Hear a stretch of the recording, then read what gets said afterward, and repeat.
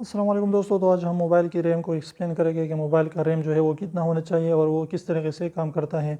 तो अगर आपकी आजकल मोबाइल की जो है एंड्रॉयड मोबाइल की रैम आती है 18 GB 12 GB 8 GB, तो इससे जो है आपको कुछ भी जो है इतना ज़्यादा फ़ायदा नहीं होगा जितना आप उसकी रकम अदा करते हैं, जितने आप उसके पैसे दे देते हैं। फॉर एग्जांपल अगर आप कोई भी मोबाइल में एप्लीकेशन खोल लेते हैं तो वो जो है जब आप उसको ओपन कर देते हैं तो वो रैम में चली जाती है, और जब आप उसको जो है आप उस पर काम ख़त्म करके वापस जो है उसको जो है क्लोज़ कर देते हैं तो वो रैम से वापस जो है इंटरनल स्टोरेज में चले जाते हैं। तो इसलिए जो है आपका रैम जो है वो 3 GB 4 GB हो तो बहुत ज़्यादा वो काम करता है। यानी कोई भी अगर आप एप्लीकेशन जो है ओपन कर देते तो वो तब जो है रैम में आ जाता है, और जब आप उसको क्लोज़ कर देते हैं तो वापस वो इंटरनल स्टोरेज में चली जाती है। तो इसलिए इतनी बड़ी रैम की जो है कोई भी आपको ज़रूरत नहीं पड़ती। आप इतने पैसे जो है इस पर खर्च करना चाहते हैं तो आपकी मर्ज़ी है, लेकिन इतने जो है आप जो है 4-5 GB से भी अच्छे खासे काम कर सकते हैं।